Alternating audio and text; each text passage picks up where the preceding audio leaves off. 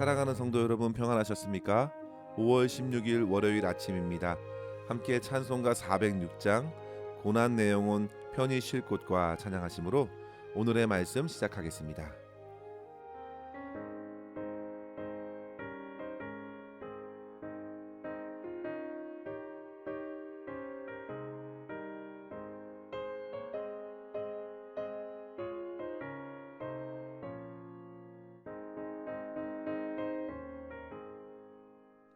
고난 내 영혼 편히 쉴 곳과 풍랑이로도 완전한 보고 폭풍까지도 다스리시는 주의 영원한 팔을 지혜 주의 영원하신 팔 함께 하사 항상 나를 붙드시니 어느 곳에 가든지 요동하지 않음은 주의 팔을 의지함이라.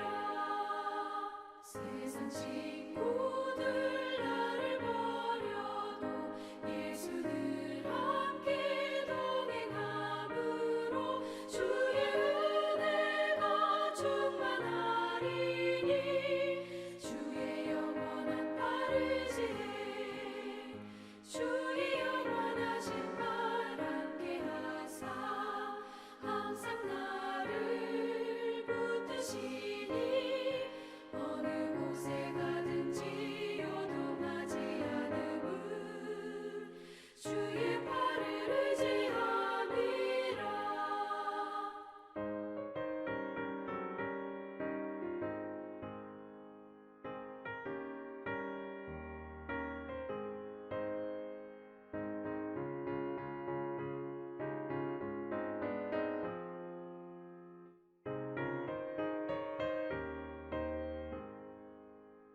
나의 믿음이 연약해져도 미리 예비한 힘을 주시며 위태할 때도 안보하시는 주의 영원한 팔을 지혜 주의 영원하신 팔 함께 하사 항상 나를 붙드시니 어느 곳에 가든지 요동하지 않음은 주의 팔을 의지함이라.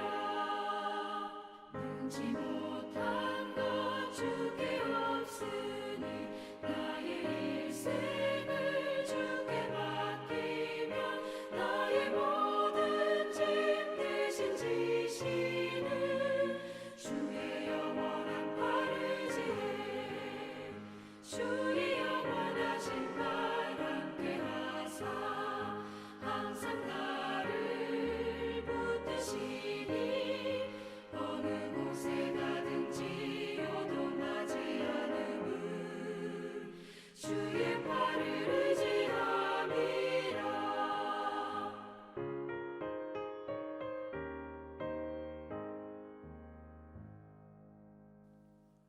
아멘. 오늘 함께 나눌 말씀은 고린도전서 7장 25절에서 40절입니다. 처녀에 대하여는 내가 주께 받은 계명이 없으되 주의 자비하심을 받아서 충성스러운 자가 된 내가 의견을 말하노니 내 생각에는 이것이 좋으니 곧 임박한 환난으로 말미암아 사람이 그냥 지내는 것이 좋으니라. 내가 아내에게 매였느냐 노이기를 구하지 말며 아내에게 노였느냐 아내를 구하지 말라. 그러나 장가가도 죄 짓는 것이 아니요 처녀가 시집가도 죄 짓는 것이 아니로되 이런 이들은 육신의 고난이 있으리니 나는 너희를 아끼노라. 형제들아 내가 이 말을 하노니 그때가 단축하여 진고로 이후부터 안에 있는 자들은 없는 자같이 하며 우는 자들은 울지 않는 자같이 하며 기쁜 자들은 기쁘지 않는 자같이 하며 매매하는 자들은 없는 자같이 하며 세상 물건을 쓰는 자들은 다 쓰지 못하는 자같이 하라. 이 세상의 외형은 지나감이라. 너희가 염려 없기를 원하노라. 장가가지 않는 자는 주의 일을 염려하여 어찌하여야 주를 기쁘시게 할까 하되 장가간 자는 세상 일을 염려하여 어찌하여야 아내를 기쁘게 할까 하여 마음이 갈라지며 시집가지 않는 자와 처녀는 주의 일을 염려하여 몸과 영을 다 거룩하게 하려 하되 시집간 자는 세상 일을 염려하여 어찌하여야 남편을 기쁘게 할까 하느니라. 내가 이것을 말함은 너희의 유익을 위함이요 너희에게 올무를 놓으려 함이 아니니 오직 너희로 하여금 이치에 합당하게 하여 흐트러짐 없이 주를 섬기게 하려 함이라. 그러므로 만일 누가 자기의 약혼녀에 대한 행동이 합당하지 못한 줄로 생각할 때에 그 약혼녀의 혼기도 지나고 그같이 할 필요가 있거든 원하는 대로 하라. 그것은 죄 짓는 것이 아니니 그들로 결혼하게 하라. 그러나 그가 마음을 정하고 또 부득이한 일도 없고 자기 뜻대로 할 권리가 있어서 그 약혼녀를 그대로 두기로 하여도 잘하는 것이니라. 그러므로 결혼하는 자도 잘하거니와 결혼하지 아니하는 자는 더 잘하는 것이니라. 아내는 그 남편이 살아있는 동안에 매여 있다가 남편이 죽으면 자유로워 자기 뜻대로 시집갈 것이나 주 안에서만 할 것이니라. 그러나 내 뜻에는 그냥 지내는 것이 더욱 복이 있으리로다. 나도 또한 하나님의 영을 받은 줄로 생각하노라. 아멘. 오늘날 결혼을 하지 않고 혼자 사는 사람들이 점점 많아지고 있습니다. 한국에서는 결혼을 하려면 최소한 살 집을 마련해야 한다고, 직장을 어느 정도 갖추어야 한다고 하는 사회적 통념이 뿌리 깊게 자리 잡고 있어서 경제적인 이유나 다른 사람들의 인식으로 결혼을 늦추는 경우도 있고 자기의 발전을 위해서 결혼을 미루는 사람들이 적지 않습니다. 그 외에도 결혼에 대한 생각이 다양해져서 오늘날 결혼을 하지 않고 독신을 택하는 이들이 점점 늘어나고 있습니다. 저희 집만 해도 삼형제 가운데 저만 결혼을 했습니다. 혼자 살고 싶은 마음도 있고 또 사회생활 하다가 혼기를 놓쳐서 결혼을 하고 싶어도 못하는 경우가 있습니다. 그런데도 주위 분들은 그래도 결혼을 해야 한다고, 그렇게 혼자 살면 나중에 어떻게 하려느냐고 걱정 섞인 말들을 하시지만 사실상 성도 여러분, 나이가 찬 청년들이나 혼자 독신으로 살고자 하는 분들에게 여러 말로 결혼에 대한 당위성을 쏟아낸다면 그것은 대부분 적잖은 스트레스를 더할 뿐입니다. 그런 의미에서 우리는 오늘 바울이 전하는 말씀을 잘 귀담아 들을 필요가 있겠습니다. 바울은 고린도전서 7장을 통해서 결혼에 관한 풍성한 지혜를 계속 전해주고 있는데요. 오늘 본문에서 바울은 아직 결혼을 하지 않는 처녀들과 형제들에게 결혼을 어떻게 받아들여야 할지, 그리고 독신을 생각하는 이들이나 결혼한 상대자가 죽게 된 경우 재혼을 생각하는 이들을 향해서도 교훈을 더해주고 있습니다. 그런데 성도 여러분, 여기서 우리는 먼저 주목해야 할 것이 있는데요. 바로 바울이 결혼에 대한 말씀을 주님의 계명이 아니라 지혜로운 조언과 권면으로 전하고 있다는 점입니다. 그 이유는 결혼이 당위적이라기보다는 선택적이기 때문입니다. 본문에서 바울의 권면은 누구나 자유롭게 받을 수 있는 자비로운 의견이기 때문에 독신으로 살든지 결혼하고 살든지 그것 자체를 갖고 평가할 수 있는 것이 아니라는 사실입니다. 지난주 금요일 저녁에 말씀을 받았던 것을 생각해 보십시오.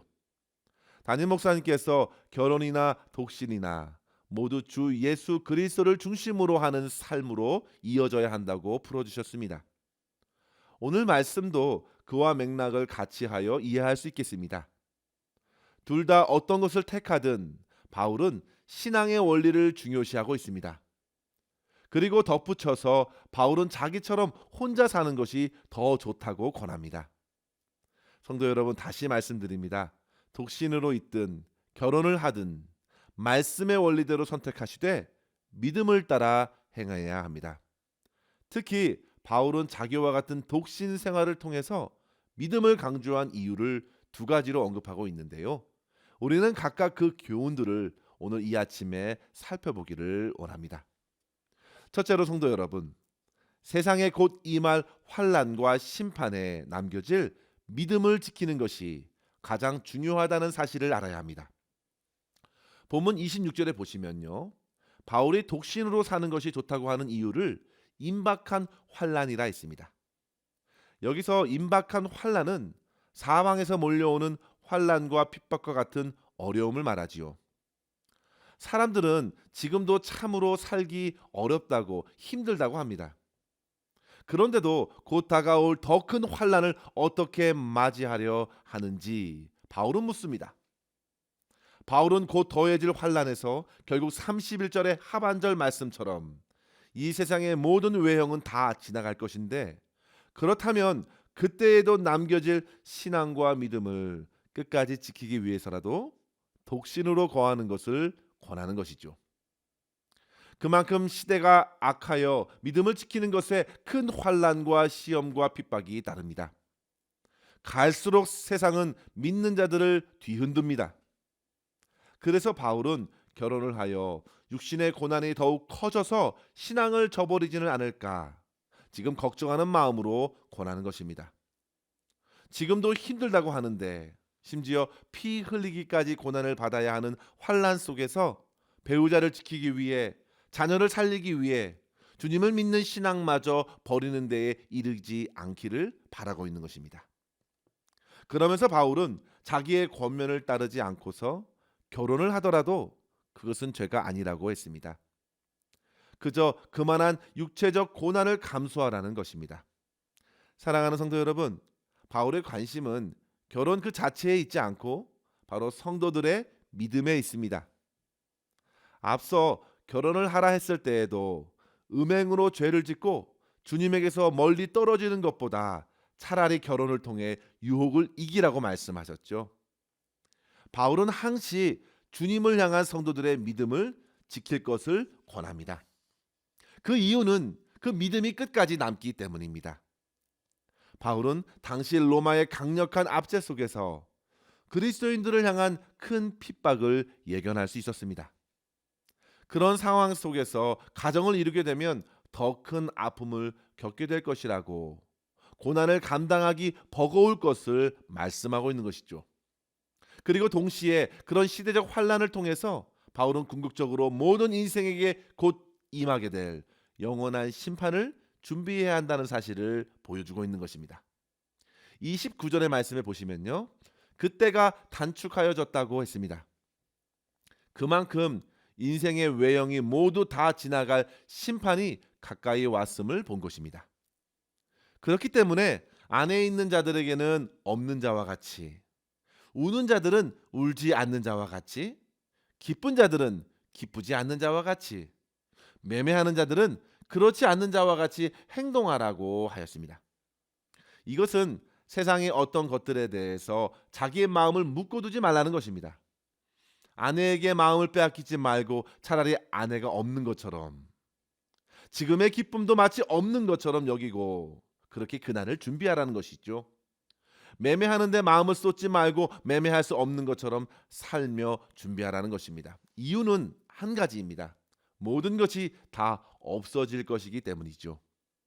따라서 사랑하는 성도 여러분, 이 세상에서 얻는 모든 소유, 그리고 삶에서 웃고 기뻐하는 것들에 미련을 두지 말고 장차 임할 영원한 하나님 나라를 바라보시고 마지막 심판을 준비해야겠습니다. 무엇보다도 성도 여러분, 썩어질 육신의 마음을 빼앗기지 말아야 합니다. 영원하지 않는 것에 마음을 빼앗겨서 우리의 세월을 낭비하지 않도록 해야 합니다. 외모와 자기의 이미지를 가꾸는 일에 우리는 얼마나 많은 시간을 사용하는지 모릅니다. 그러나 바울은 말하지요. 세월을 아끼라, 때가 악하니라. 소중하게 시간을 활용해야 합니다. 악한 마귀 사탄은 지금도 성도들로 하여금 하나님 나라를 생각하기보다 곧 무너질 육체와 이 땅의 것들에 마음을 두도록 유혹합니다. 무엇을 먹을까, 무엇을 입을까, 어디서 거주할까, 세상 안에서의 지위, 사람들의 인식과 평판, 이 모든 것들은 사실 모두 없어질 것들입니다. 오직 영원히 존재하는 것, 바로 우리 주님과 주님의 말씀과 그리고 하나님 나라의 백성들, 그것들에 관심을 갖고 그날을 맞이해야 한다고, 특별히 우리 모두는 온 마음으로 주님을 사랑하는 마음으로 준비하라고 권하고 있습니다.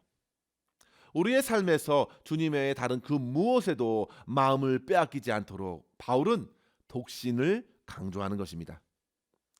따라서 사랑하는 성도 여러분, 우리는 결혼했어도 마치 결혼하지 않는 것처럼 그것에 마음을 빼앗겨 주님을 등한히 하거나 이 땅의 것이 영원한 것처럼 마음을 빼앗기지 않도록 우리의 마음을 지켜야 되겠습니다. 우리의 마음이 그 어떤 것에도 매이지 말고 오직 하나님 나라를 바라보고 마지막 날 주님 앞에 설 것을 준비하면서 끝까지 믿음을 세워나갈 수 있기를 주의 이름으로 간절히 축원합니다. 둘째로 성도 여러분, 세상의 많은 염려에 빠지지 말고 오직 주님만을 기쁘시게 하는 삶을 살기 위해서였습니다. 32절 이하의 말씀에 보시면요, 바울은 고린도 교회 성도들에게 염려가 없기를 원한다 했습니다. 우리는 염려의 다른 모습들을 오늘 본문에서 만나게 되는데요, 바로 34절에 보시면요, 염려는 곧 마음이 갈라지는 것입니다. 그리고 35절 하반절에 보시면요, 바울이 흐트러짐 없이 주를 섬기라 했는데요, 바로 이 흐트러진 마음의 상태가 곧 염려의 모습이죠. 따라서 성도 여러분, 바울이 우리에게 자기와 같이 독신으로 살 것을 권한 이유는 바로 세상 염려에서 자유롭길 원해서였습니다. 고린도 교회 성도들이 주님을 향한 거룩한 염려로 주님을 기쁘시게 하기보다 세상 사람들이 만나게 되는 온갖 염려로서 어떻게 하면 내 아내를 기쁘게 할까? 어떻게 하면 내 남편을 기쁘게 할까? 마음이 갈라지고 또 갈라져서 결국 하나님을 섬겨야 하는 것을 저버리고 인생을 허비할 것을 우려하고 있는 것입니다. 사랑하는 성도 여러분, 우리는 마음을 정해야 합니다.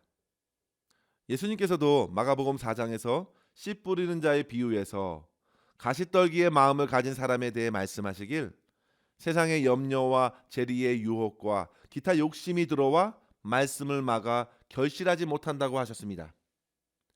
갈라디아서 5장 17절에도 육체의 소욕과 성령의 소욕이 서로 대적하므로 결국 원하는 것을 하지 못하게 한다 하였습니다.